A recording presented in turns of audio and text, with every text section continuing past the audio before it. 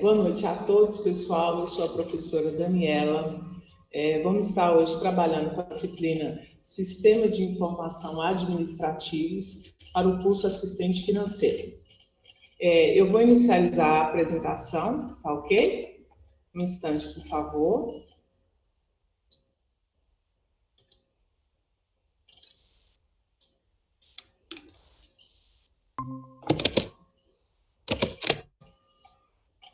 Certinho, pessoal? Tudo certo com o compartilhamento aqui da tela? Então, vamos lá. Qual que é o objetivo geral da nossa disciplina? Capacitar os alunos para compreender, diferenciar e utilizar as ferramentas tecnológicas disponíveis para melhor solucionar as dificuldades no gerenciamento da informação nas organizações empresariais. Isso de uma forma geral, tá ok, pessoal? A gente vai ver agora especificado para a nossa disciplina. São os objetivos específicos. Então, compreender conceitos e fundamentos básicos de informática, dados e gerenciamento, bem como a sua importância nos seus componentes. A gente vai aprender os tipos de sistemas de informação. Isso é de suma importância para a carreira de vocês como assistente financeiro, tá? E suas inter-relações com as atividades empresariais. Conhecer os princípios de organização de documentos, planilhas de cálculo de apresentações. A gente vai ver aqui sobre os documentos, a questão do Word, o Excel e as apresentações com o PowerPoint, tá?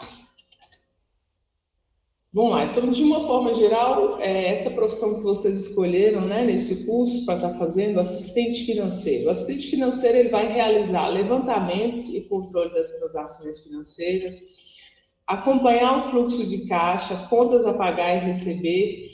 Ele faz parte da carreira de gestão financeira. Portanto, seu papel é ficar atento aos gastos e estudar sobre os recursos disponíveis. Então, o que a gente vai ver?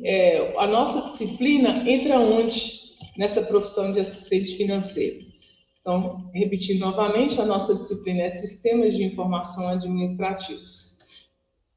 Vamos iniciar a nossa aula, faz parte da ementa da disciplina, do plano de ensino, fazer uma revisão geral sobre as noções básicas de informática. Lembrando que isso está nas atividades, né, e nas avaliações online. Faz parte essa revisão básica sobre informática. Então, inicializando aqui, pessoal, o computador ele foi inventado pelo homem, certo? Para poder o quê? Agilizar o processamento e armazenamento de grandes informações de dados. Como assim, professor? Armazenar e processar? Então, vamos fazer o seguinte. Para o computador ele funcionar perfeitamente, ele vai ter a entrada de dados, depois o processamento de dados e posteriormente a saída de desse gráfico do computador. É quando você utiliza, pessoal, dos dispositivos de entrada. Quando você pega, por exemplo, o mouse e dá um clique, quando você está no teclado do computador, que você digita uma letra ou um número, isso tudo a gente chama de entrada de dados. Que ocorre com o quê? Os dispositivos de entrada. Então, quando você executa uma ação no dispositivo de entrada, ocorre o quê? O processamento desses dados. Ele vai processar que letra que você digitou, onde você clicou, certo?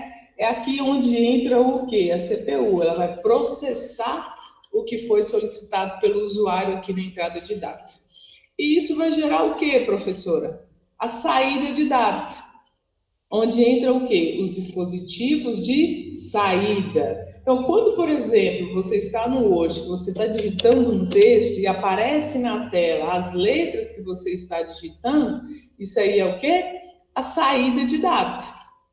Quando você está no seu celular, que ele é touchscreen, não é isso? Você, coloca o dedo, faz alguma ação, ele está te mostrando o resultado daquela sua ação. Então, isso aí é o quê? A saída de dados.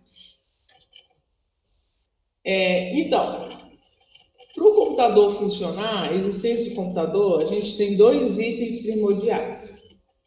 O o hardware e o software. O que acontece? O hardware ele é a parte física do computador, é a parte que você está vendo, é o teclado, o mouse, impressoras, certo, pessoal? Na questão do notebook também, isso tudo a gente chama de hardware, que é a parte física. Tá aqui, ó, eu coloquei aqui bem resumido para vocês entenderem.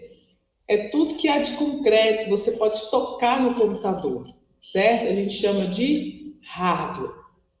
O que eu acabei de falar sobre dispositivos, qual que é o teclado, o mouse, o scanner, leitor de código de barras, webcam, dentre outros, tá? Os dispositivos de saída é tudo aquilo que vai te mostrar um resultado. Então, por exemplo, o monitor do computador, as caixinhas de som, você vai estar ouvindo a música, a impressora que vai fazer a impressão de algum documento. E o software? O que é o software, pessoal, que compõe lá o nosso computador? Elementos não concretos, é o que diz respeito à parte lógica usada no computador, ou seja, os programas. Fazendo uma analogia com o corpo humano, o hardware seria o corpo, a parte física, e o software seria o cérebro, é aquilo que vai dar vida ao computador, certo? Então, um computador sem um software instalado, vamos falar sobre o principal software dele daqui a pouco, que é o sistema operacional, então não tem utilidade nenhuma, tá? Então, o funcionamento de um computador, ele depende da existência de quê? Do hardware e do software trabalhando juntos. Olha lá, o principal programa que tem que ter instalado no computador para ele poder funcionar, ou seja, o cérebro do computador, o sistema operacional. O que é o sistema operacional? Olha lá, é um software ou conjunto de softwares cuja função é administrar e gerenciar os recursos de um sistema. Então, desde os componentes de hardware e sistemas de arquivos a programas de terceiros, estabelecendo o quê? Uma interface entre o computador e o usuário. Eu coloquei dois exemplos aqui, pessoal, que é o Windows e o Linux. Lembrando que a gente tem outros sistemas operacionais, tá? Como, por exemplo, o Mac. Mas eu vou entrar nesse assunto aqui, coloquei apenas os dois para vocês entenderem essa parte. Às vezes você vai trabalhar numa empresa e chega e a maioria dos usuários, dos alunos, trabalha com Windows, né? Utiliza em casa, a gente fala uso doméstico, o Windows, mas chega na empresa é o Linux. Então vocês têm que entender que o Linux, ele é o quê? Um sistema operacional também. Mas qual a diferença entre o Windows e o Linux? O Windows ele é um software proprietário e o Linux ele é um software livre. Qual que é a diferença dos dois? O Windows, pessoal, o fato de ele ser um software proprietário, a licença dele é paga. A gente paga para utilizar ele. Se você utiliza o Windows em casa e não paga por ele, pela licença, ou você comprou já um computador que veio o Windows, aí já vem com a licença, ou então ele é pirata, craqueado, tá? E o Linux, ele é o quê? É um software livre. A gente vai ver aqui que ele está sob a licença GPL. Quer ver mais adiante? Olha só, para você ter hoje em dia, por exemplo, o Windows 10 original instalado no seu computador, seria isso aqui, ó, o Windows 10 Home, olha o preço da licença dele, R$ 730. E a gente tem outras versões do Windows também, eu coloquei aqui só para vocês verem os preços, ó. Se você estiver trabalhando numa empresa e estiver utilizando o Windows, o correto é a empresa pagar pela licença. Lembrando que, olha aqui embaixo, esse valor é para um computador. Então, se uma empresa tem lá o Windows instalado, ela tem que estar o quê? Pagando pela licença.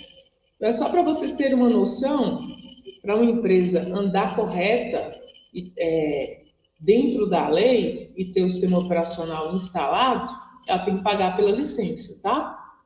Então, aqui,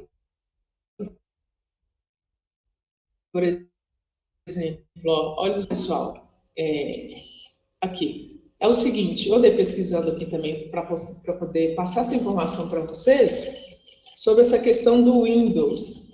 O que é pago? Existem leis de direitos autorais, né, pessoal? Então, você utilizar um programa que não é gratuito, você craqueia ele na internet ou compra aqueles CDs em lojas populares, isso é crime, tá? Coloquei aqui, ó, crime previsto nesse artigo, nessa lei, que protege a propriedade intelectual do programa, conhecida como lei do software, tá? A violação dos direitos autorais recebe dupla punição, indenização e prisão. O que a Microsoft faz? A Microsoft é a desenvolvedora das versões do Windows. Ela fiscaliza principalmente as grandes empresas, tá? Que utilizam as versões do Windows pirateado e não pagam. Assim, pode acontecer de eu estar na minha casa usando Windows e você receber uma punição, alguma coisa? Pode sim, tá, pessoal? Se você não está agindo corretamente, pode ocorrer sim, tá? O Windows, quando a gente fala que ele é um software proprietário, ou seja, alguém desenvolveu e alguém patenteou e tem um nome, tá? Então, a Microsoft foi fundada por Bill Gates e Paul Allen em 75, nos Estados Unidos. Então, olha aqui, ele é um software proprietário. Qual o valor de mercado, pessoal, do Windows? Olha só, 412 bilhões de dólares. Então, assim, usou, pagou, tá? Mas igual eu falei com vocês anteriormente, você pode hoje comprar um notebook ou um computador numa loja e já vir com o Windows 10 instalado. Então, saiba que você está comprando um computador onde a licença dele já está embutida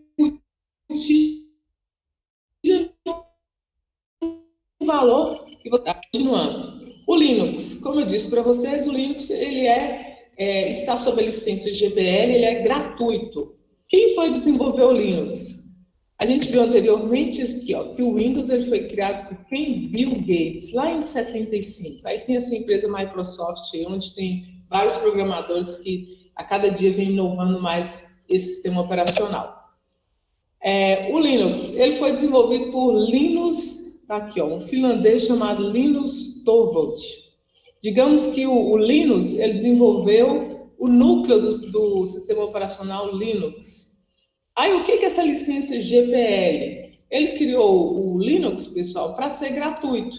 Então, olha aqui, ó, milhares de pessoas contribuem gratuitamente com o desenvolvimento do Linux, simplesmente pelo prazer de fazer um sistema operativo melhor.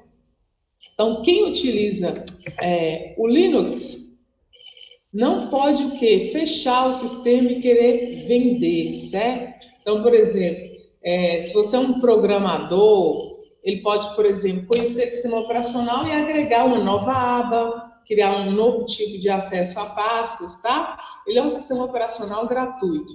O que vai diferenciar o Linux do Windows vai ser o quê? Que vocês vão sentir diferença se você chegar em uma empresa e ela utiliza o Linux, pelo fato de ser gratuito. A interface de acesso, tá? É uma pasta diferente, é um gerenciamento de memória diferente, tá ok? Vamos falar agora sobre o pacote Office. Inclusive, eu vou fazer um comparativo do pacote Office com o pacote LibreOffice. São os dois que vocês têm que entender. Então, se vocês forem trabalhar na empresa, trabalhar com Windows, vocês vão trabalhar com o pacote Office, que é o mais, vocês vão trabalhar com o LibreOffice, certo? Então, no Linux se trabalha com o LibreOffice, onde o pacote é gratuito, e no Windows você trabalha com o pacote Office, que é pago, tá? Então, além de pagar a licença do Windows, para utilizar o sistema operacional Windows, você ainda tem que pagar pela licença do pacote Office. Certo? O que é esse pacote Office? É um conjunto de programas utilizados em grande escala para diversos fins, como negócios, estudos, organização pessoal e outros. O que é que constitui o pacote Office, pessoal? Eu citei aqui os mais utilizados, tá? Planilha de cálculos, que vocês vão utilizar muito na profissão de vocês, que é o Excel. O editor de texto, o Word, que vocês também vão utilizar bastante. E possivelmente utilizarão também as apresentações gráficas através do PowerPoint, tá? Tem aqui mais uns 2 programas que pode ser que uma empresa ou outra utilize também para esses fins de controle da empresa mesmo, tá? Que é o Access para banco de dados e a questão do e-mail também do Outlook. Lembrando que tem vários, estou citando aqui os principais, tá? Então, pacote Office do Windows. Continuando. Quais são os programas, os aplicativos que fazem parte do pacote Office? Microsoft Word, Excel, PowerPoint, OneNote, Outlook, o Publish, Access e outros, tá? Esses aqui são os ícones de cada um, tá? Então, lembrando que o Word aqui você vai gerar um documento com a extensão .docx, o Excel .xlsx, certo? O PowerPoint vai gerar um documento quando você salvar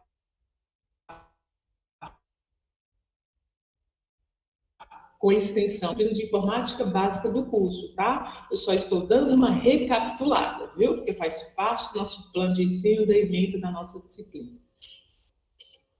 Certinho? Então, o Word utilizado para digitação de textos, mala direta. O Excel é uma planilha eletrônica, vocês devem ter estudado também, né, pessoal? Que é para poder fins de execução de cálculos, né? Contas a pagar, receber, certo? Você pode estar trabalhando com várias pastas de trabalho aqui no Excel. Então, não vou aprofundar muito nesses itens aqui, senão eu fujo do foco da nossa disciplina, tá? Mas é para recapitular que existem essas opções aqui. Olha lá. Então, como eu disse anteriormente, o Windows ele tem a licença paga. O Microsoft Office também. Então, você teria que pagar novamente para utilizar esse programa, esse pacote, certo? E aqui, eu consultei o site da Microsoft, olha lá. O Microsoft 365 Family, o básico, né? A partir de R$300 por ano. Aí a gente tem esse outro aqui, o personal, 239 e por aí vai, tá? A versão Office, Home Student, olha lá, 499. Essa é outra versão, Home Business, olha lá, 1.479. E o Office Professional, que é o profissional, né, pessoal? Olha o valor da licença, R$2.500. Então, assim, para ter esse pacote Office instalado original, você tem que escolher a versão e pagar por ela, tá? Você clica numa dessas versões aqui, ele vai te direcionar para a opção de cartão de crédito. Você preenche e você já recebe esse pacote já original, tá? Eu andei pesquisando sobre isso aqui. A Microsoft ela deixa de receber milhões ao ano por muitas pessoas não utilizarem as versões originais, tá? Mas ela está com uma política de segurança e de rastreamento a detectar, né? Quem utiliza o craqueado, o falso, né? O pirata, bem grande, tá? E aí o seguinte, com relação ao Linux, a gente tem esse mesmo pacote, só que com um nome diferente. Lá no Microsoft, lá, na versão do Windows, a gente tem o pacote Microsoft Office e aqui no Linux a gente tem o LibreOffice. Então, o mesmo pacote, pessoal, só que gratuito, com um nome diferente, olha lá. LibreOffice é uma suíte de aplicativos livre para escritório disponível. Isso aqui é o mais interessante, ó. O LibreOffice, ele é do Linux, só que ele também funciona onde? No Windows, no Unix, Solaris, que são outros sistemas operacionais, tá? No Mac OS X, funciona em todas essas outras versões, viu? Então, o Linux, pelo fato dele ser aberto, não se paga pela licença do Linux, o LibreOffice também está sob a licença LGPD, certo? Deixa eu conferir aqui o nome que eu estou falando aqui. Só um instante. Aqui. Então, certo, pessoal? Então, aqui, ó, você vai ter a versão, não coloquei aqui, mas vocês podem pesquisar depois, tá? Quais são programas que fazem parte desse pacote. Aqui, eu coloquei sim, pessoal, aqui, ó. É composto pelos seguintes aplicativos. O Write, que é o editor de texto, que corresponde ao quê? Ao Word, certo? Nele você vai diferenciar esse Write do Word, é o quê? A interface. Lembrando que interface é o que vocês estão vendo, é a tela, é o que você está interagindo, tá? Então, por exemplo, na hora de inserir uma imagem, no Word você vai lá na guia, inserir e seleciona a opção imagem. No LibreOffice, não, você não trabalha com faixa de opções e guias. Lá você trabalha com os botões lá, tá? Com as ferramentas, com as opções de seleção. Então, a gente tem esse Write, que é o editor de texto do LibreOffice. A gente tem o Calc, que é a planilha eletrônica, referente à mesma funcionalidade do Excel lá no sistema operacional Windows. A gente tem o Impress, que é o editor de apresentação, que corresponde ao PowerPoint lá no Windows, certo? E a gente tem outros editores aqui também, tá bom? Ó, o banco de dados aqui, que é o Base, que corresponde ao Access. Então, encerrada essa parte aqui de noções básicas de informática, eu encerro aqui essa parte de noções básicas de informática e vou entrar agora na parte do uso da tecnologia. Então, qual a importância do uso da tecnologia na empresa pelo assistente financeiro, pessoal? A gente vai analisar em duas formas. A empresa ter a tecnologia, nela instalada lá para poder utilizar nos equipamentos, e a tecnologia voltada para as redes sociais, certo? Vamos analisar essas duas questões separadamente, que é o tópico aí da nossa disciplina, tá? Então, sobre o uso da tecnologia, ó, além de facilitar a gestão de contas, eu estou falando do uso da tecnologia voltado para a profissão de vocês, tá? Tem a questão para agilizar outras coisas também, tá? Mas no âmbito da disciplina nossa e da profissão de vocês é isso, ó. Além de facilitar a gestão de contas a pagar e a receber, a tecnologia tem influenciado a gestão financeira por disponibilizar canais de comunicação que permitem a integração de sistemas de gestão com órgãos governamentais. Isso é de suma importância, tá? Como um software financeiro online que garante seu controle financeiro com um clique. Exemplo, emitir nota fiscal eletrônica.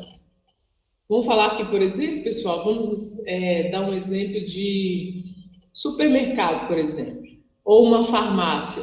Hoje em dia você vai na farmácia, vou citar o exemplo aqui da nossa cidade, da Minas Brasil, por exemplo, você não compra um produto sem falar seu CPF. Por quê? Ela agora tem esse sistema aqui, ó, um sistema de integração de gestão com órgãos governamentais. Então, por exemplo, se você compra da farmácia um remédio, você independente do valor do medicamento, você é obrigado a fornecer o seu CPF na hora da compra. Por quê? Emissão de nota fiscal eletrônica. Nela já vem te informando quanto de imposto você está pagando a nível federal e estadual e se tiver também, a nível municipal. Normalmente não ocorre. Normalmente em farmácia, por exemplo, é nível federal e estadual. Então lá existe isso, uma integração do sistema diretamente com a gestão de órgãos governamentais, tá? Continuando aí na mesma base, a importância da tecnologia na gestão financeira. Quais são as vantagens, pessoal, dessa tecnologia na gestão financeira? Eu listei aqui as principais, tá? E vou comentar sobre cada uma. A primeira, a centralização das informações, maior controle das entradas e saídas, que é a questão de contas a pagar, receber, tá? O acompanhamento das movimentações financeiras da empresa, a redução dos gastos, tá? Não é igual a 15, 20 anos atrás, que preenchia-se um livro à mão, né? Essa área de vocês era assim que funcionava antes. Auxilia na tomada de decisões, Por exemplo, onde investir, se eu vou abrir uma filial ou não, se eu preciso pegar um empréstimo ou não. Isso ajuda a empresa a decidir, tá? A gente tem um software específico para isso. O acesso remoto à gestão financeira. O acesso remoto quer dizer, se você tem um sistema online para gerenciamento financeiro da empresa, online eu quero dizer na internet, pessoal. Então, acesso remoto independente de onde eu esteja, eu consigo acessar. Tem muito contador, por exemplo, que hoje em dia, devido a essa pandemia que a gente está vivendo, e também profissionais na área de vocês, que está trabalhando, virtual em casa. Por quê? O acesso ele é remoto. Acesso remoto você tem um usuário e uma senha, certo? Um login e uma senha. Entrou, você tem acesso a todo o sistema. Então, fazendo um comentário aqui sobre a primeira vantagem da tecnologia na gestão financeira da empresa. A centralização das informações. Olha lá, um bom exemplo é o sistema de gestão empresarial que interliga os setores da empresa, informatiza os dados e automatiza os procedimentos. Por exemplo, mexer com folha de pagamento de funcionários. Você está ligado ali o setor de recursos humanos com o setor financeiro. Antes era tudo papel, né? Agora não, a gente tem um sistema onde o departamento de recursos humanos preenche os dados do setor financeiro, o sistema deles simplesmente busca esses dados e gera as folhas de compra. É um exemplo. Então, a gente tem a centralização das informações em um único sistema. A próxima vantagem. Maior controle das entradas e saídas. Então, para gerir as finanças da sua empresa com sucesso, é imprescindível ter o controle total das entradas e saídas, ou seja, do dinheiro que entra e sai. Isso tudo eu estou falando com relação à profissão suas, tá, pessoal? Vocês vão formar nesse curso, assistente financeiro, eu falo profissão que vocês estão fazendo o curso para exercer essa profissão, correto? Então, essa vantagem da tecnologia, o maior controle das entradas e saídas é de suma importância na área financeira, tá? Olha lá, em geral, as saídas são os gastos, sejam investimentos, despesas e custos. E as entradas é o quê? São os pagamentos dos clientes. Então, qualquer empreendimento possui muitas delas e controlar tudo no papel não dá mais, tá? Então, hoje em dia, seja uma empresa de pequeno porte, de médio porte, né? Todas precisam de o quê? Um sistema para gestão financeira, tá? Senão perde o controle. Do que entra, do que sai, certo, pessoal? A próxima vantagem... Só um minutinho, aqui. Atualmente, é preciso um software que ajude a controlar todas essas informações, de modo que a sua empresa não esqueça de pagar as contas e nem receber dos clientes. Hoje a gente tem software na área de gestão financeira que já gera, né, os boletos. Vamos falar de grandes empresas, igual a Vivo, a Claro, essas empresas de etc., elas têm o quê? O software que já gera esses boletos, que já está conectado com o banco, então o cliente pagou, já cai no sistema da empresa. Por isso que às vezes leva 24 horas, 48 horas para processar um pagamento. É um sistema muito grande, né? É um sistema acessando o outro, certo?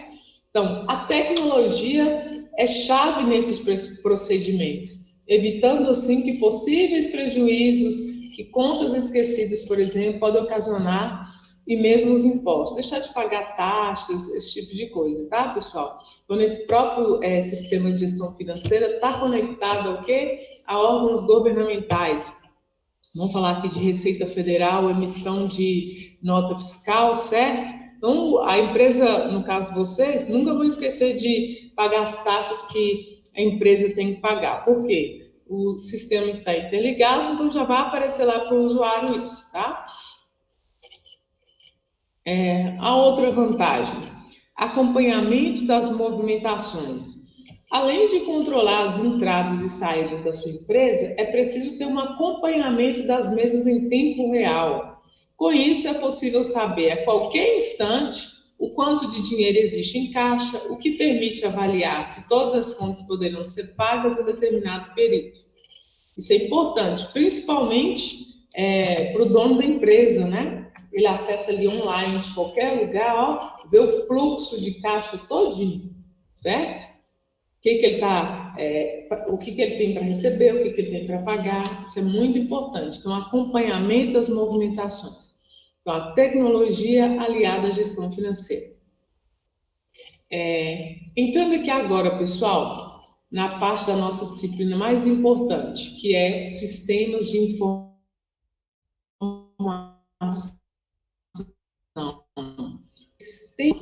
Eu coloquei uma definição aqui bem objetiva, tá? A gente tem um tempo aí para essa aula, para não estender muito. Então, é um conjunto de infraestruturas de pessoas que permite melhorar os processos de tomada de decisões dentro das organizações, ou seja, um sistema de processamento de informações. A gente vai ver que existem vários tipos de sistemas de informação, tá? Logo mais a gente vai estar analisando. Olha aqui no próximo slide. Um exemplo, onde que é utilizado sistemas de informação? Eu coloquei aqui alguns exemplos. Supermercado, padaria, em farmácias, lojas, todos eles têm o quê? Um sistema de informação, tá? O que esse sistema vai fazer? Gerar relatório contábil, relatório de movimentação de estoque. Então, todo o funcionamento da empresa está baseado no funcionamento adequado daquele tipo de sistema de informação. No caso, esses exemplos que eu citei aqui, a gente chama de sistema de processamento de transações. Quando você vai no supermercado, por exemplo, que a caixa passa lá o produto, a atendente lá do caixa passa o produto, aí já aparece na tela do computador o código do produto e o valor. Então, aquele sistema a gente chama de sistema de processamento de transações. Ele está armazenando cada venda que está sendo realizada, certo? Então, ao final, por exemplo, do mês, da semana ou do dia, você pode estar fazendo o quê? Gerando um relatório contábil, relatório de movimentação de estoque. Lembrando que no supermercado, na padaria, farmácia, lojas, sempre tem alguém responsável por estar administrando esse sistema, tá, pessoal? Quando você vai numa loja, por exemplo, isso é lançado. Quando se tem o leitor lá do código de barra, a atendente lá, a operadora, digita lá no sistema, certo? Porque quem trabalha na área financeira da empresa, dá um exemplo aí, vocês, por exemplo, vocês vão precisar disso aqui, gerar um relatório contábil, relatório de movimentação de estoque. Por quê? No caso do supermercado, quem gerencia lá precisa saber qual produto que está acabando, qual produto vendeu mais, em que dia que o fluxo de caixa foi maior, para o quê? Decidir que dia que vai ser as promoções, certo? Então, a gente vai ver também o sistema de tomada de decisão. Todos eles são o quê? Sistemas de informação, certo? Então, o primeiro que a gente vai estudar agora é o sistema de processamento de transações. É o primeiro tipo de sistema de informação. Então, olha lá. Tipos de sistema de informação. O primeiro é esse que eu dei o exemplo, é o sistema de processamento de transações, também chamado de SPT, que é o que registra cada venda individualmente. É o nível operacional. Lembrando que, se esse sistema não estiver funcionando adequadamente, os demais que estão por vir não irão funcionar corretamente, não. Então, os outros sistemas, o nível médio e o nível de executivo, que é utilizado pelos altos cargos da empresa, não vão funcionar corretamente se esse nível operacional não estiver ok, tá? Então, um exemplo para vocês entenderem aí facilmente, o sistema de processamento de transações chamado de SPT, ele é utilizado a nível operacional, essa questão do supermercado, tá? Mas você vê isso também em farmácia, loja, padaria, em qualquer estabelecimento,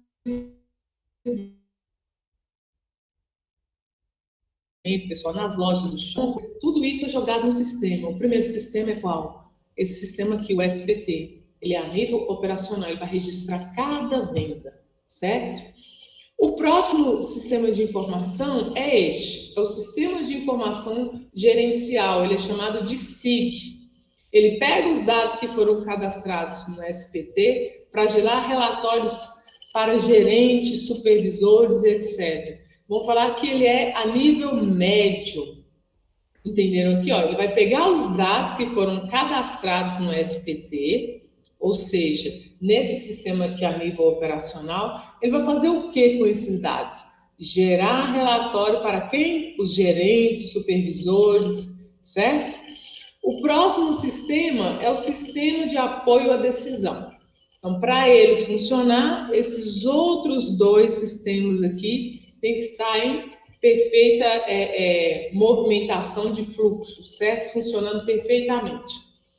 Então, o que é esse sistema de apoio de decisão? São sistemas que resolvem problemas específicos da empresa. Exemplo lá do supermercado. Eu estou falando muito de supermercado porque como a gente lida com isso, né, sempre, todo mundo vai entender esse exemplo. Eu fico utilizando essa analogia aí, tá bom, pessoal? Então, por exemplo, pessoal, você vai lá e faz uma feira no supermercado. Então, várias pessoas fazem feiras. Aí fica lá, aquelas feiras para serem entregues. Onde que entraria o sistema de apoio à decisão?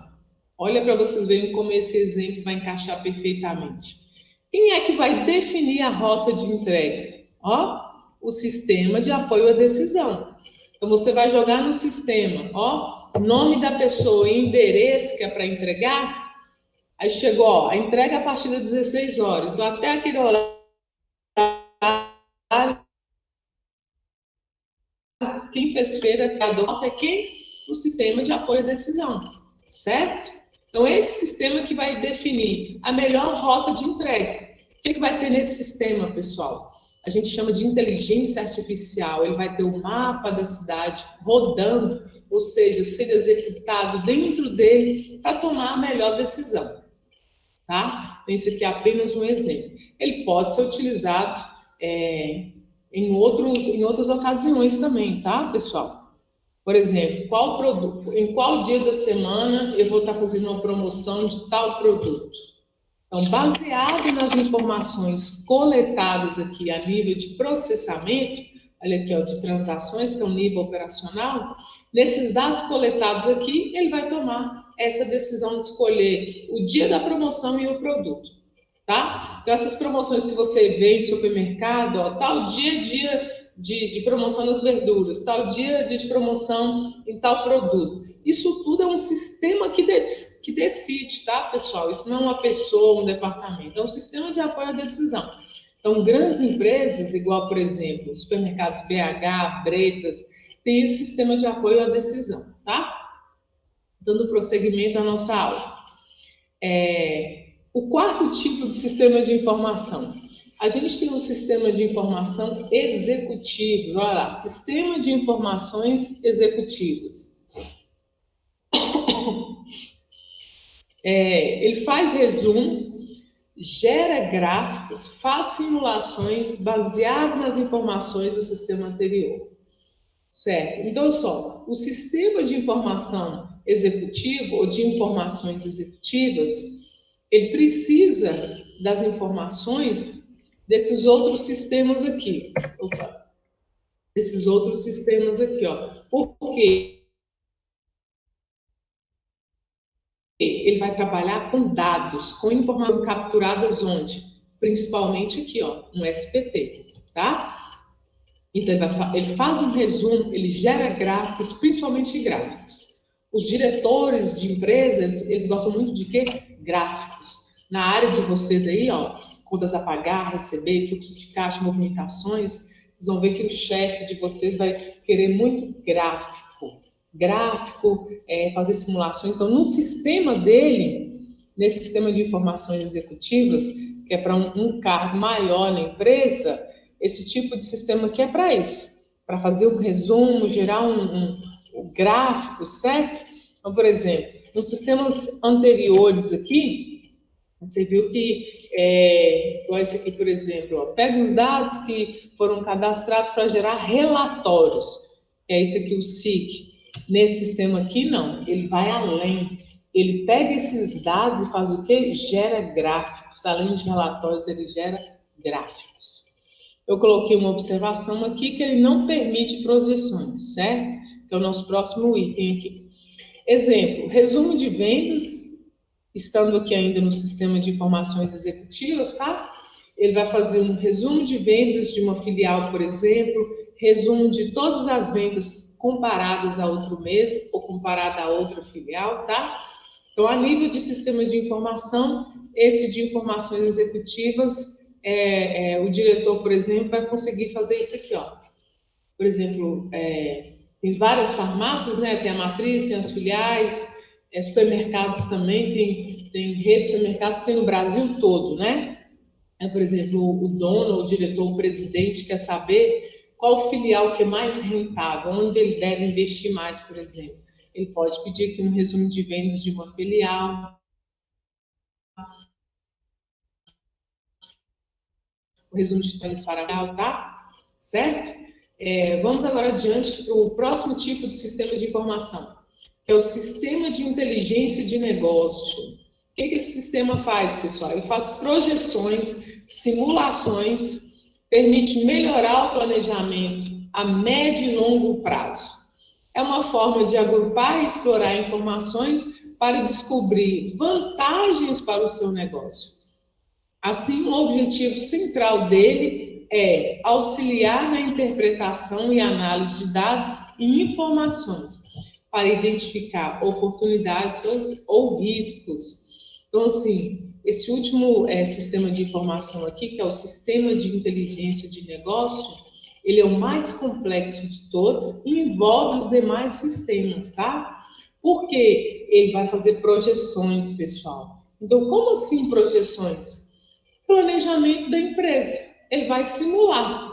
Então, por exemplo, se eu investir mais em tal departamento, em 3 meses eu vou ter ganhado quanto?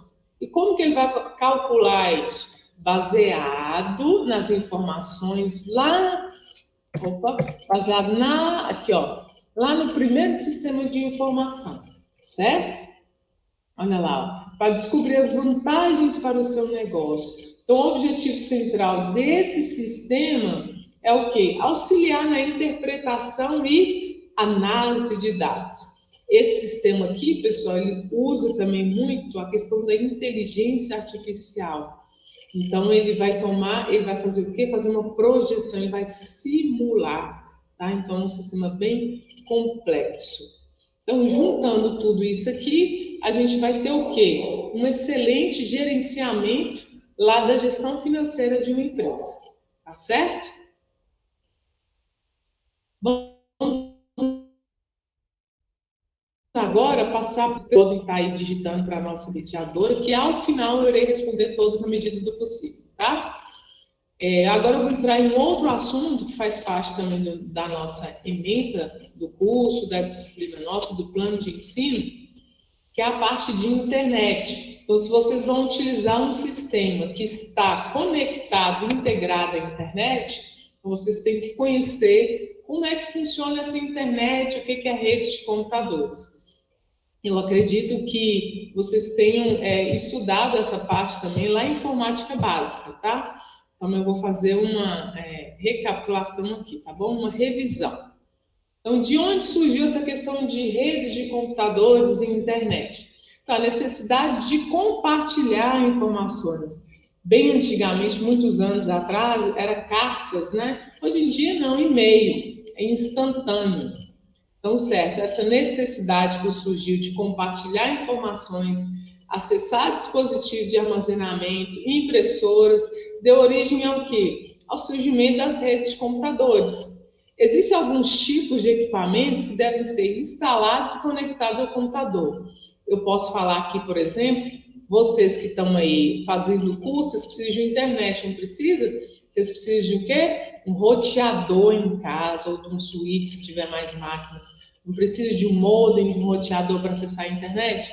Então, é esses equipamentos aqui que a gente precisa para poder o quê? Estar conectado a uma rede de computadores na internet, certo? Então, a evolução tecnológica permitiu que o envio e recepção de informações entre computadores se tornasse mais simples e mais rápido. Hoje eu estou aqui em Minas Gerais e consigo conversar com uma pessoa do Japão, certo? Isso aí é evolução, né, pessoal? Vamos dando prosseguimento aqui à nossa aula. Computadores que utilizam aí na internet. Olha lá, alguns programas foram desenvolvidos justamente para serem usados na internet. Esses programas não são a internet, como alguns usuários novatos imaginam, mas usam a internet para desempenhar um fim para que foram programados, certo? Por exemplo, os principais. Então, esses são programas de computadores que são o quê? Instalados no sistema operacional. Eles só funcionam se tiver internet. Então, por exemplo, os navegadores, o Internet Explorer, o Edge, o Firefox, o Chrome. O Chrome e o Internet Explorer, pessoal, e o Firefox também. São esses três. São os navegadores mais utilizados mundialmente, tá? Então, aqui, ó, Internet Explorer, o Chrome e o Firefox. Mas a gente tem esses outros navegadores, o Edge, o Firefox eu coloquei aqui também. Temos Opera, entre outros. Eles são programas de computadores que o quê? Utilizam da internet. Então, se você não tiver conexão à internet, esses programas não servem para nada, tá? E os programas de e-mail? A gente tem o Outlook Express, que faz parte do Microsoft, o Windows Mail, o Windows Live, etc. Então, esses programas que eu estou citando, eles não são a internet, tá? Como muitos acreditam. Então, quem acreditava nisso, esqueçam isso, tá? Esses programas não são a internet. Esses são programas que necessitam da internet para funcionar, tá? Eles foram criados para serem utilizados acessando a internet. Os comunicadores instantâneos. O antigo Messenger, MSN, hoje em dia a gente usa o quê? WhatsApp, Skype, o Zoom, certo? São programas que precisam do quê? Da internet. Eles não são a internet, mas precisam da internet, tá? O WhatsApp a gente pode estar utilizando ele na web também, no computador, ou pelo celular. De qualquer forma, precisa da internet, tá? Esses comunicadores instantâneos. Outros, aqui na área de vocês, pessoal, são programas, isso aqui, ó, essa observação que eu coloquei, são programas também que necessitam da internet, ó, o programa do imposto de renda, para declarar imposto de renda. Na área de vocês também, pode ser que vocês sejam solicitados a fazer isso lá na empresa que vocês estão trabalhando, tá? Então, o programa do imposto de renda, que são aqueles programas da Receita Federal, precisa da internet para funcionar. Sistemas de empresa para envio de cobranças para o banco ou informações para a Receita Federal, entre outros. São programas que necessitam de acesso à internet, tá? Falando ainda da internet, eu especifiquei aqui os mecanismos de busca na web. Então, a gente viu aqui os navegadores. E aí a gente tem o quê? Os mecanismos de busca. Aqui, que também são conhecidos como sites de busca. O que eles são, pessoal? São complexas ferramentas da internet utilizadas pelo público em geral, que oferecem ampla gama de serviços online, tais como buscar informações, armazená-las, apresentá-las a usuários, e-mails e outros. Por exemplo, aqui o Google é o maior site de busca existente, tá? É o Google, pessoal, falei.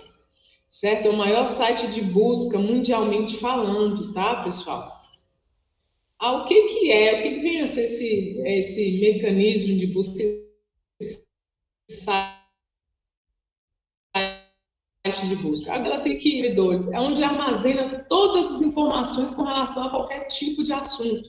Então, você pesquisar lá, por exemplo, lanche e colocar seu bairro, vai aparecer todos os lanches próximos lá à sua residência no seu bairro, certo?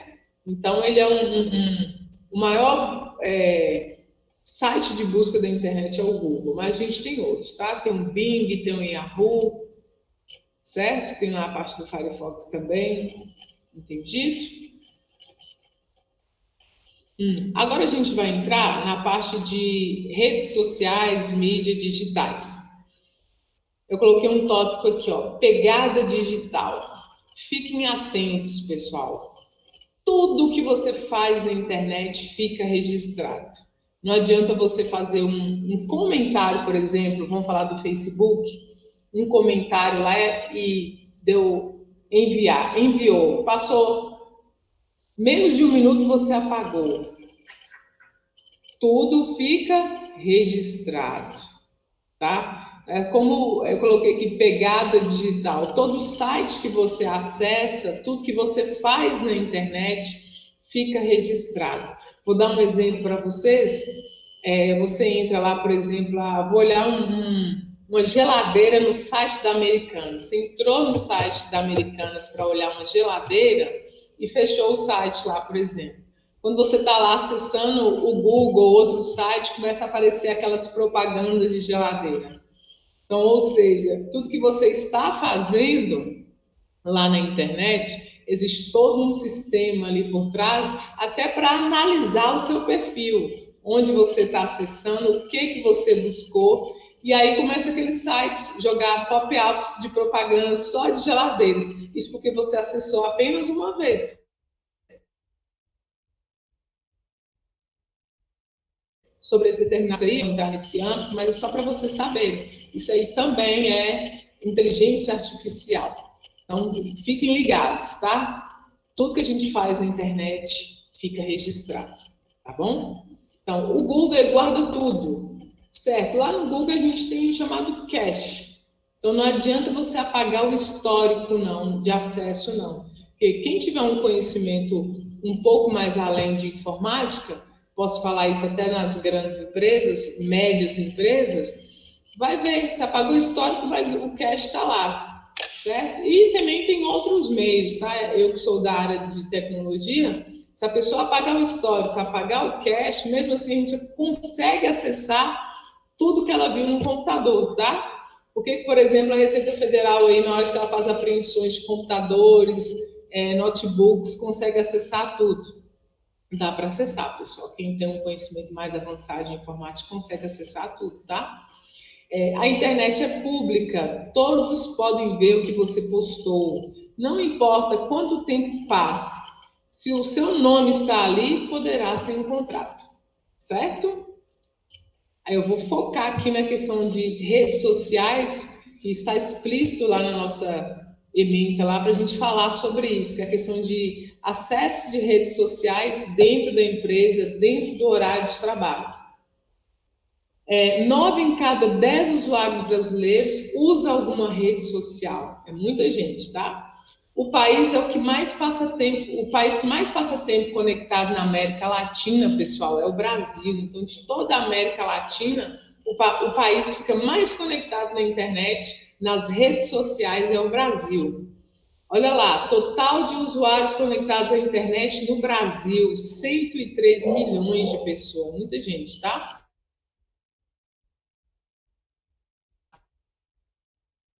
Total pesquisa foi feita ontem, 278 milhões. Quantas pessoas hoje já não adquiriram, certo? 42,5 milhões de pessoas acessam a internet pelo celular. É muita informação, existem servidores pesados para poder processar esse tanto de informação, viu? O Brasil é o terceiro país com mais usuários cadastrados no Facebook. Atualmente são 91 milhões de usuários ativos. 8 em cada 10 brasileiros conectados na internet usam o Facebook, pessoal. Muita gente. Eu estou falando isso porque provavelmente todos vocês que estão aí assistindo a nossa aula têm uma conta numa rede social, seja no Facebook, ou Instagram, ou no LinkedIn, certo? Então, o total de usuários cadastrados no Facebook é 1,4 bilhão de usuários. O total de brasileiros, 59 milhões acessam suas contas pelo menos uma vez ao dia. Só para a questão de informação de vocês, tá? conhecimento. Olha lá, 54% dos usuários de mídia social do país tem essa faixa etária de idade, de adultos. Então, é muita gente participando aí. Nesse caso, essa pesquisa que eu fiz foi com relação ao Facebook, tá? Tá aqui a fonte, ó, o Mercator. Os grupos com idade, e aí varia, tá? São vários tipos de grupos aí. Então, eu fiz essa pesquisa para fins de conhecimento. Então, além do Facebook, a gente tem o LinkedIn, que é uma coisa mais profissional. Quantos usuários tem? 255 milhões de usuários. O Brasil é o terceiro país com mais usuários cadastrados, tá? No caso do LinkedIn, tá bom? E outra rede social que muita gente utiliza, inclusive o presidente da República, vários ministros e etc., é o Twitter. 200 olha lá no Brasil, 41,2 milhões de usuários, segundo lugar no mundo. Então, são muitas redes sociais e muita gente utiliza basicamente as três. Eu posso tirar por mim, Facebook, LinkedIn, Twitter, certo? Uma é mais para socializar com amigos, outra eu utilizo mais a nível profissional, e a outra para fins de noticiário mundial mesmo, que é o Twitter, por exemplo. Tá? Eu acredito que vocês aí, de alguma forma, utilizam uma dessas redes sociais. O WhatsApp também, pessoal, para a questão de comunicação instantânea. Tem 600 milhões de usuários ativos mensais, caminhando para 1 bilhão. No Brasil, são 45 milhões de usuários do WhatsApp. Além do WhatsApp, a gente tem o Telegram. Vocês devem ter ouvido aí muito do ano passado para esse ano, falando sobre a invasão do Telegram, que os ministros utilizavam o Telegram para trocar mensagens. O Telegram é bem parecido com o WhatsApp, é para troca de mensagens instantâneas também, tá? E da mesma forma, é uma rede social, uma forma de se interagir entre as pessoas, socializar ou trabalhar, certo? Aqui também mais algumas informações para questão de conhecimento de vocês, tá? Já que a gente vai falar sobre esse assunto. Aqui eu citei também sobre Instagram, o tempo médio que essas pessoas ficam conectadas. Certo, se você utiliza a internet, a gente vai entrar num tópico aqui, eu vou falar brevemente, tá? Sobre ética em internet. Deixa eu voltar aqui. Então, se você utiliza a internet, você tem que saber utilizar ela. Por quê? Existem leis também, tá, pessoal? Para poder utilizar a internet aqui sobre ética. Faz parte também da nossa disciplina, tá? O que é ética? Um conjunto de princípios morais que guiam os indivíduos ou um grupo da sociedade. Focando aqui na parte do mundo digital, ética é o que atua para manter a dignidade, a segurança, a privacidade e outros valores no ambiente virtual, seguindo tanto os valores morais quanto as legislações a respeito do assunto. Ou seja, o mundo digital tem o quê? Legislações específicas, tá? Ou seja, a ética digital está presente na atuação das tecnologias de informação. A gente chama de TIC, tá certo? Então, na internet também existem leis. Agora, por exemplo, o Facebook tem lá a sua política de privacidade. Tanto quando você vai fazer uma conta no Facebook, ou no Instagram, ou no Twitter, tem lá política de privacidade. A maioria das pessoas, pega o mouse, arrasta e dá OK. Nem lê aquilo lá, tá? Você está permitindo a empresa a ter acesso aos seus dados privados, viu? Agora vamos entrar nessa parte. O uso do telefone, e-mail, redes sociais no ambiente de trabalho. Vamos fazer aqui, pessoal, olha só, entrar num assunto delicado que faz parte da nossa disciplina. Redes sociais e ambiente de trabalho. Não são todas as empresas que permitem que os seus funcionários acessem as redes sociais durante o trabalho. Correto? Isso aí faz parte da política da empresa. Então, se você começar a trabalhar numa empresa, ela tem a sua política lá de funcionamento. Então, tem empresa que permite você acessar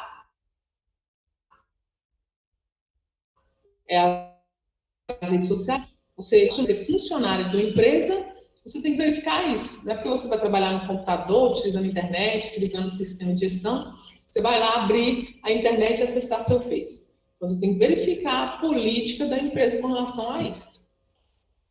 O empregado, inclusive, caso o acesso não seja permitido, pode até ser demitido por justa causa, certo? Eu vou dar um exemplo para vocês que aconteceu em uma das empresas que eu trabalhei.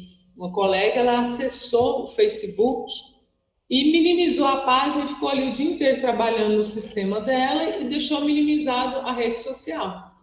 O que deu para ela? Demissão por justa causa. Por quê? Era proibido na empresa o uso.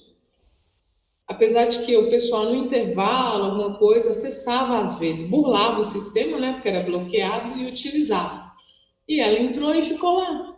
Ela foi demitida por justa causa. Ela ficou em torno de 3 horas e meia, 4 horas conectada na rede social. Apesar dela estar trabalhando no outro sistema. Então, assim, hoje em dia, existe isso aqui, ó, demissão por justa causa, que é acessar redes sociais durante o tempo de trabalho, certo? Você está em horário de trabalho. Inclusive, aqui engloba também o WhatsApp, tá, pessoal? WhatsApp, Facebook, Instagram, tudo que é rede social. Isso te dá o quê? Uma demissão por justa causa. Se a empresa não permitir, porque isso vai variar de acordo com a política da empresa. Então, no geral, os empregadores acreditam que, caso permitam acesso às redes, a produtividade do funcionário não será a mesma, já que pode gerar desconcentração ou mesmo baixa desenvoltura nas tarefas. Eu, particularmente, concordo com esse tópico aqui, tá, pessoal? Aqui está a fonte essas informações que eu eu já vi até mesmo em hospitais. Você chega lá na recepção, no atendimento, a pessoa está lá mexendo no Facebook, no WhatsApp, não te atende bem, está aquela fila, e a pessoa lá respondendo mensagens. Nesse ponto aqui, eu particularmente concordo, tá? Vai acontecer isso mesmo, uma desconcentração ou mesmo baixa desenvoltura nas tarefas. Na área de vocês, que é assistente financeiro, então, que vai lidar com cálculos, planilhas, contas, normalmente as empresas proíbem o uso de redes sociais no momento de trabalho, tá? Continuando.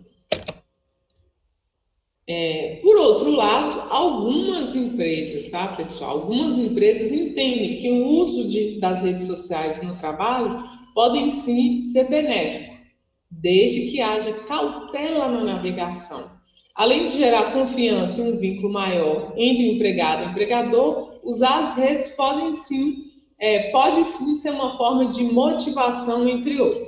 Algumas empresas, então, liberam aí o uso das redes sociais no ambiente de trabalho, mas desde que haja uma cautela, ou seja, um bom senso, né, com relação ao funcionário. Se houver uma cautela, um bom senso do funcionário ao utilizar aquela rede social ali, algumas empresas acreditam que dá até para ele descontrair um pouco, certo? Como eu falei com vocês, verifica a política da empresa. Aqui, por exemplo, na região nossa do norte de Minas, empresas como AIC, uma empresa de atendimento, né, virtual, de atendimento telefônico e tal, a política da empresa já diz, o funcionário não pode estar em redes sociais, ou até mesmo com o celular no momento de trabalho. Então, assim, a maioria opta por essa parte aqui, tá? Que vai dar baixa produtividade no funcionário, vai gerar uma desconcentração e uma baixa desenvoltura nas tarefas, a maioria, tá? Mas existem essas que liberam, tá bom? Então, vai variar de acordo com a política de cada empresa. O trabalhador versus as redes sociais. Não falar de forma... Olha só, a gente está entrando no assunto agora o seguinte. Vocês todos provavelmente têm rede social. Lá, pessoal, utilizando a rede social, você jamais, olha só, não falar de forma negativa ou depreciativa da empresa em que trabalha, bem como de chefes e colegas. Esse ano eu estava lendo um artigo sobre isso aqui, ó. Um rapaz, ele havia, alguns meses atrás, falado mal da empresa, falado que o produto da empresa não era bom. E aí, passados uns meses, ele viu uma vaga nessa empresa que se encaixava no perfil dele. Então, ele foi lá, se cadastrou e tal. Hoje em dia, quando você vai concorrer uma vaga em uma grande empresa, ela já te pede a sua rede social. Por quê? Para analisar o seu perfil. A empresa foi analisar o perfil dele e viu que alguns meses atrás ele tinha o quê? Falado mal da empresa, depreciado a empresa. Então, ele não conseguiu a vaga por conta disso, apesar do perfil dele se encaixar perfeitamente na vaga. Então, o que você fez meses atrás, lá ó, na sua rede social, com relação à empresa, colocou nomes, isso tudo, quando a empresa te pede uma rede social, ela vai analisar o seu histórico, viu? Principalmente se você citou nomes, entendeu? Então, aqui, ó, analisando que o trabalhador deve jamais falar de forma negativa ou depreciativa da empresa em que trabalha ou que você pretende trabalhar, tá? Bem como de chefes e colegas. Jamais. Isso, inclusive, gera demissão por justa causa também, tá, pessoal? Falar mal de chefes, colegas, tá bom? Ter cuidado ao publicar fotos com pessoas do mesmo ambiente de trabalho.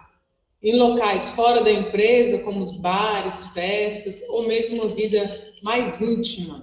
Pode ser que o seu chefe, né, esteja vendo aquelas fotos e já vai olhar com outros olhos. Então, hoje em dia, a gente tem que analisar até mesmo as fotos que a gente vai postar no nosso Facebook ou Instagram, o que seja, tá?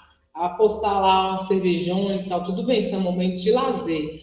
Mas o que você está passando com aquela imagem para a empresa? Que tipo de pessoa? Qual o seu perfil? Certo? Tem que pensar nisso. Respeitar os colegas de trabalho através das redes sociais é fundamental. Então, nada de enviar indiretas para alguém. Isso é muito chato, tá? E isso faz parte também, ó. A empresa, de alguma forma, se você trabalha na empresa, a empresa faz parte da sua vida. Você tem que manter até a compostura na internet, principalmente com seus colegas de trabalho, tá? Então, fica aqui a dica, nada de enviar indiretas para alguém, principalmente se esse alguém faz parte do seu ambiente de trabalho. Evitar publicações que contenham contextos depreciativos, homofóbicos ou mesmo discriminatórios de modo geral. Esse tipo de postagem não causa, pessoal, uma boa impressão de modo algum. E existem até alguns aqui, ó, essa questão de depreciativos, homofóbicos,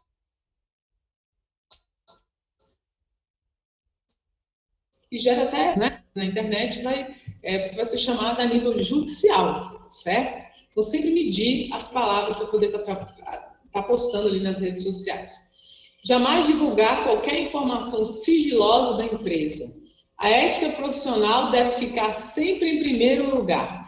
Então, por exemplo, se você trabalha ali no departamento financeiro, contas a pagar, receber, então você sabe o fluxo de caixa da empresa. Então, às vezes alguém comenta lá que a empresa não está pagando salário, alguma coisa, e você sabe quanto que de caixa gera na empresa, você vai lá embaixo e comenta. Ah, uma empresa que tem tantos mil em caixa, não pode, tá? Isso também, ó, com certeza, faz parte do quê? Da política da empresa. Então, qualquer informação sigilosa da empresa, a ética profissional deve ficar sempre em primeiro lugar, tá? Então, olha só, ainda falando sobre redes sociais, o bom senso em primeiro lugar.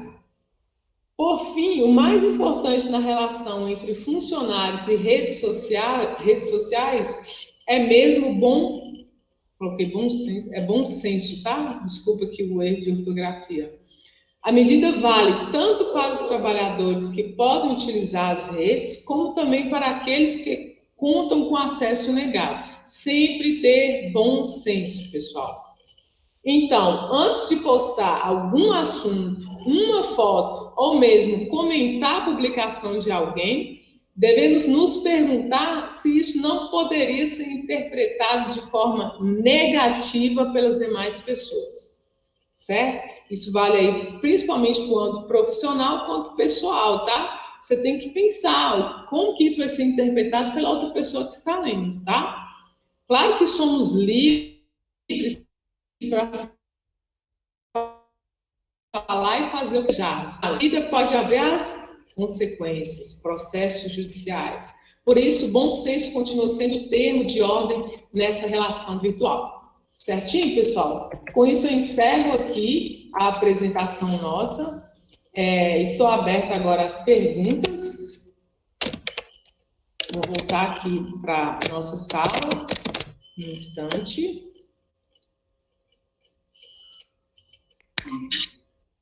Vamos lá, Natália, tivemos perguntas? Dani, temos sim.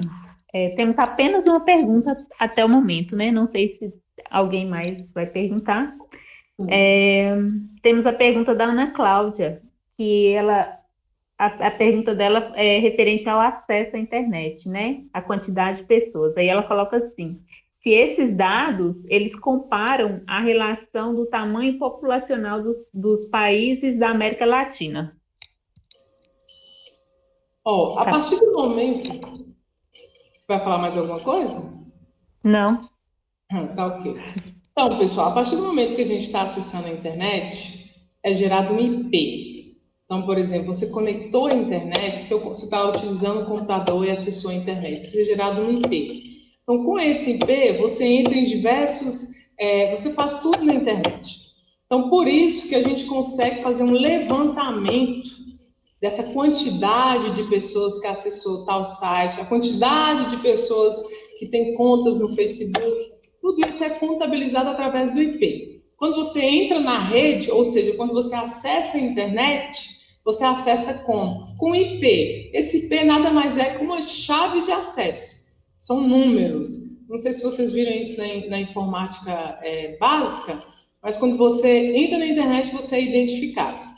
Tem pessoas que tentam burlar o sistema DSP, mas sempre encontrado, tá? Então, com essa informação, através do IP, você consegue obter todos esses dados. Quantas pessoas estão conectadas à internet, quanto tempo que fica conectado, em qual site, certo?